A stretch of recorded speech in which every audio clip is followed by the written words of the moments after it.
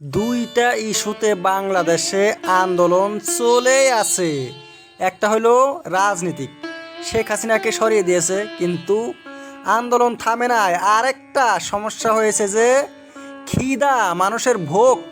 এমনিতেই মানুষ বেকার, কাজ নাই, তার মধ্যে আরো দাম বৃদ্ধি, মূল্য বৃদ্ধিতে মানুষের অবস্থা এমন করে দিছে বাংলাদেশে 2025-এ 3 বেলা যে কয়টা খাবে তাও খেতে পাচ্ছে না বাংলাদেশের মানুষ। আছি মানে না মরে বেঁচে আছি। 3 বেলা খাই, 2 বেলা খাইতেছি। দুবেলা খেতে হচ্ছে। কি করবো? আলু যদি 100 টাকা দিয়ে কিনে 500 টাকা জোন খাইতে, আমার মতন মানুষের 100 টাকা 1 কেজি আলু লাগে। আমার 6 জন মানুষ। বাংলাদেশের মানুষ এখন সকালে খায় সারাদিন, না খেয়ে থাকে রাত্রে কয়টা খায়। দেখেন কত কষ্ট মানুষের।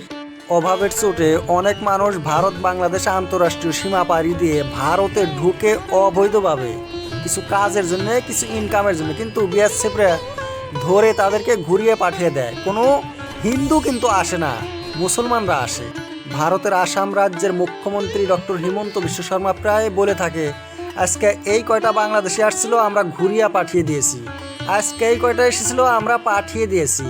যদি হিন্দু আসতো তাহলে পাঠিয়ে দিত না। হিন্দুদেরকে আরও ডাকে, আপনারা আসুন ভারতে, আপনাদেরকে তো আমরা আইন করে নাগরিক বানিয়ে দিয়েছি, আপনারা ভারতের নাগরিক, বাংলাদেশের নয়। কাপড়ের ফ্যাক্টরিতে কাজ করে বাংলাদেশের মানুষ কয়টা ভাত খাইতো, কিন্তু সে ফ্যাক্টরিগুলো বন্ধ হয়ে গেছে। এই ফ্যাক্টরি কাপড়ের বিজনেস আর বাংলাদেশে চলে না, কি করবে মানুষ? নোবেল পুরস্কার বিজয়ী অর্থনীতিবিদ হয়েছে বাংলাদেশের তত্ত্বাবধায়ক সরকারের প্রধান, কিন্তু সেই অর্থনীতিবিদের কোনো কাজ দেখা যাচ্ছে না বাংলাদেশে। এত বড় একটা অর্থনীতিবিদ হয়ে যদি বাংলাদেশের অর্থনীতিরই কিছু করতে পারছে না, উনি আরো রাজনীতির কি করবে? ওনার মাথায় আসলো কিছু নাই, উনি রাজনীতির যোগ্য না। উনি এই জঙ্গলিরা যা বলছে তাই করছে, কোনো ক্ষমতা আছে নাকি কিছু করার? বিশ্বের কোন দেশে জঙ্গলিরা কিছু করে দেখাচ্ছে? জঙ্গলিরা তো খালি মানুষ মারতে পারে, কাটতে পারে, এদের কোনো কাজ করার ক্ষমতা আছে? সেই জঙ্গলিদের কথা মতো যদি চলে ইউনূস, দেশের অবস্থা কি হবে? বড় বড় ভাষণ তো সবাই দিতে পারে। ইউনূস বলে বাংলাদেশ নতুন বাংলাদেশ হয়ে গেছে, নিউ বাংলাদেশে জন্ম দিয়েছে মোহাম্মদ ইউনূস আর জঙ্গলিরা, কিন্তু বাংলাদেশ তো আগের চেয়েও পুরনো হয়ে গেছে। মানুষ খেতে পারছে না, অন্ধকারে চলে আসছে। বিদ্যুৎ নাই, ভারত থেকে বিদ্যুৎ বন্ধ করে দিচ্ছে, ঋণ আছে অনেক, টাকা দিচ্ছে না, কিভাবে বিদ্যুৎ সরবরাহ করবে? আর এইটা বলে নতুন বাংলাদেশ, নির্লজ্জ কোথাকার, একদম লজ্জাহীন ব্যক্তি।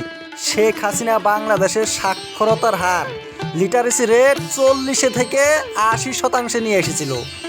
আর বাংলাদেশে মানুষ শস্য বিদেশে বিক্রি করত, খাবার খেয়ে বেশি হয়ে যেত। যোগাযোগ, স্বাস্থ্যের ক্ষেত্রে অনেক কিছু করেছে শেখ হাসিনা, কিন্তু মূর্খ লোকেরা ভালো মানুষ চিনতে পারে না। জঙ্গলিরা, সন্ত্রাসীরা বলে দেশের উন্নতি সাধন করে দেবে। কোথায় শিখেছে যে এরা এমন ভণ্ডামি, এমন বান্দরামি? এদের কপালই খারাপ।